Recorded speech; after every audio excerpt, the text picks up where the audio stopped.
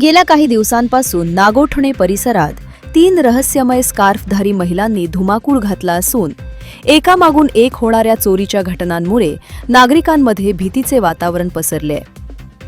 अवघ्या 8 दिवसांच्या अंतरात 2 मोठ्या चोऱ्या झाल्याने नागोठणे पोलिसांच्या कार्यक्षमतेवर आता स्थानिक नागरिकांकडून संशय व्यक्त केला जात आहे.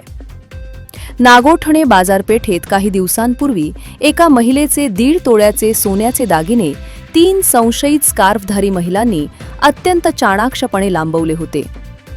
ही घटना ताजी असतानाच आता शहरातील मुख्य रस्त्याशेजारी असलेल्या एका वडापावच्या गाडीवर या टोळीने आपला मोर्चा वळवला. येथे विक्रीसाठी बसलेल्या महिलेची नजर चुकवून या 3 महिलांनी गल्ल्यातील 3,000 रुपयांची रोकड पळवून नेली.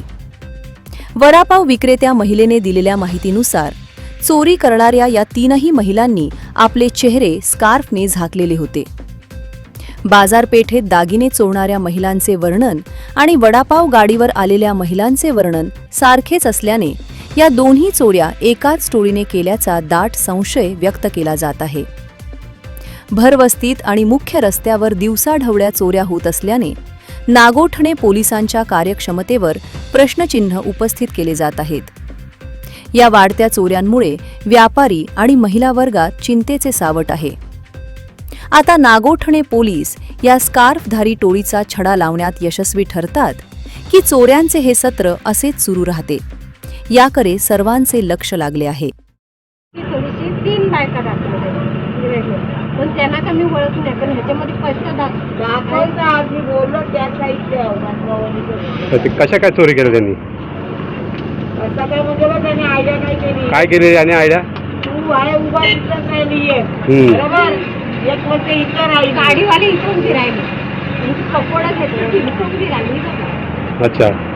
आणि एक तिथे समोर उभी ती मला चटणी एकतरी मागून 3 वेळा मी त्या पोरीला चटणी दिली डिशमध्ये, हातावर सांडली चटणी, तरी पण ती चटणी. मग आता मी अशी उभी राहिल्यानंतर अशी फिरू शकत नाही ना, वेगळेच फिरणं तिला चटणी द्यायला. नंतर मग तिने तो काम केला. पॉकेट कुठं होता? इथे ठेवलेला आता इथे ठेवलेला भगव्या कलरचा पॉकेट होता. आणि मग तिला मी काहीच नाही बोललो. त्या गेल्या माझ्याकडनं पकोडे घेऊन चटणी घेऊन. बस कधी मारली ती माहितीच नाही मला. 5 मिनिटात मी शोधायला गेलो, ब्रेड काढलं म्हणून शोधत मला भाऊला बोललो या भाषेत माझी बस पलवली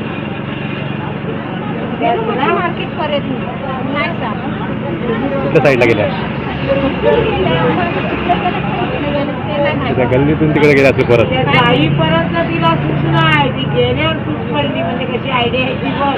10चे पकोडे घेतले ते मला रिटर्न केले, त्यांनी 20चे घेतले ते 20मध्ये 20 घेऊन ती गेली. 20चे घेतले ते पैसे दिले का? दिले. आणि 10चे घेतले ना, ते बोलते नको मला हे पैसे ते रिटर्न घे. त्याचा काम झाला ना, मग म्हणजे बॅग कधी उचलली तुम्हाला माहितीच नाही झाला. जनोदय करिता नितीन गायकवाड, नागोठणे.